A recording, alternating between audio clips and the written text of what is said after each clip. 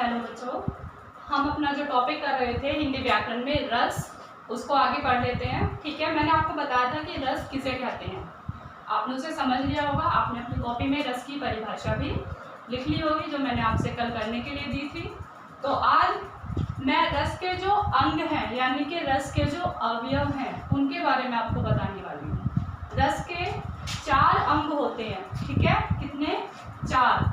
रस के 4 अंग होते हैं: स्थायी भाव, विभाव, अनुभव और संचारी भाव। इन चारों के संयोजन से ही रस की निष्पत्ति होती है, यानी कि रस इन चारों के संयोग से ही बनता है। अगर इनमें से किसी एक की भी कमी रहती है तो वह पूर्ण रस नहीं कहलाता है। ठीक, तो चलिए, जो रस के अंग हैं उनके बारे में मैं आपको आज बता रही हूँ, उसे आप देखिए, समझिए। सबसे पहले है स्थायी भाव। यह इसका सबसे मेन अंग है, सबसे मेन अवयव है। स्थायी भाव हमारे मन में हमेशा होते हैं, लेकिन किसी न किसी अवसर पर कोई ऐसा अवसर उत्पन्न होता है जिसके कारण ये हमारे मन में जागृत हो जाते हैं, यानी कि ये हमेशा हमारे मन में होते हैं लेकिन सोई हुई अवस्था में रहते हैं और किसी अवसर पर अचानक ये प्रकट हो जाते हैं। मैं आपको जैसे उदाहरण के तौर पर समझाऊंगी।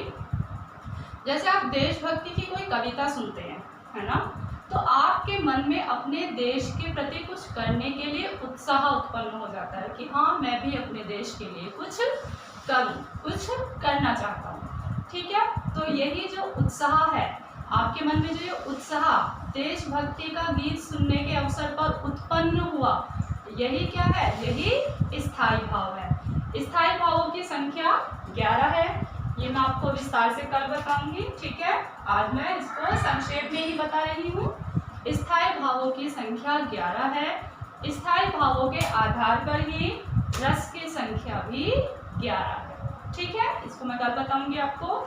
तो आपने समझ लिया कि स्थायी भाव क्या होते हैं।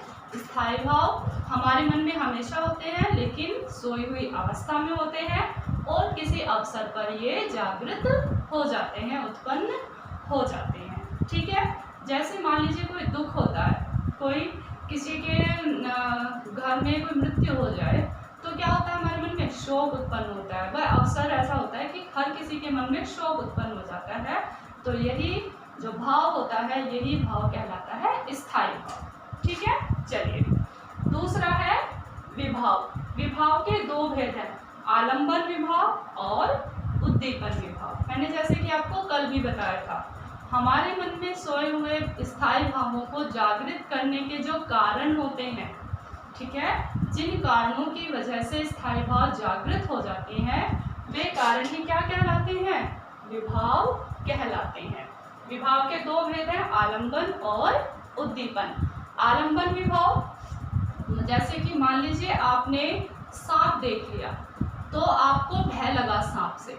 ठीक, अब भय किसके कारण लगा आपको? डर किसके कारण लगा?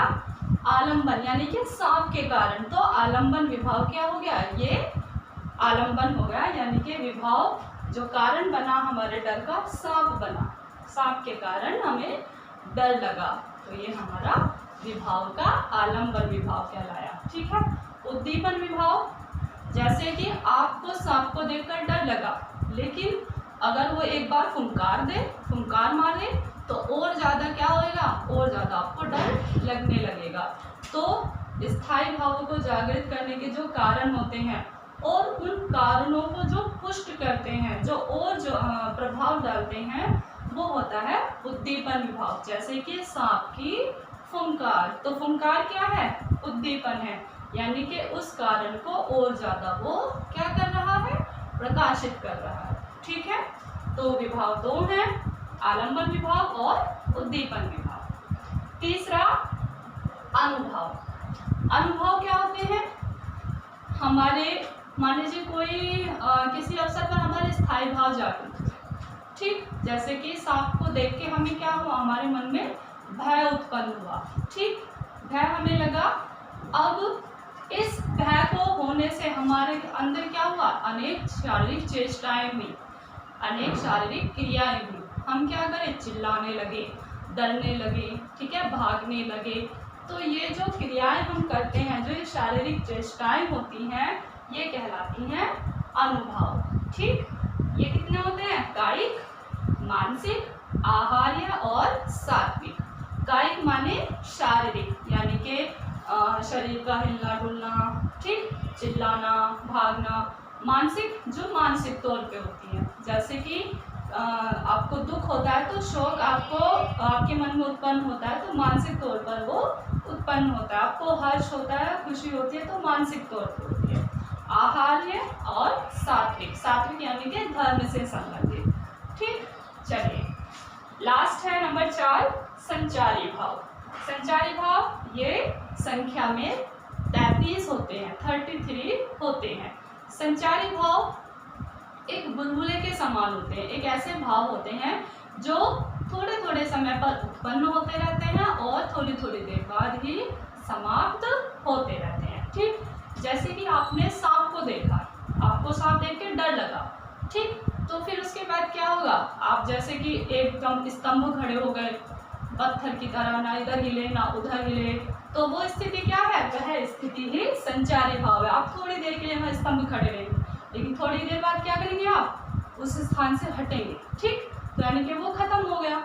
फिर आपको जैसे पसीना आना लगे, है ना, पसीना आपको आने लगे, गुस्सा आता है तो बहुत तेज आता है एकदम, और वो थोड़ी देर बाद समाप्त भी हो जाए, तो ये स्थिति हमारी क्या कहलाती है, संचारी भाव कहलाती है। ये संख्या में 33 होते हैं। ठीक, तो आज मैंने आपको रस के अंग के बारे में बताया है। कल मैं आपको विस्तार से स्थायी भाव के बारे में बताऊंगी और फिर हम एक रस भी करेंगे। ठीक है, तो आप अच्छे से इन्हें पढ़ लें, समझ लें और याद करें। ठीक है, चलिए।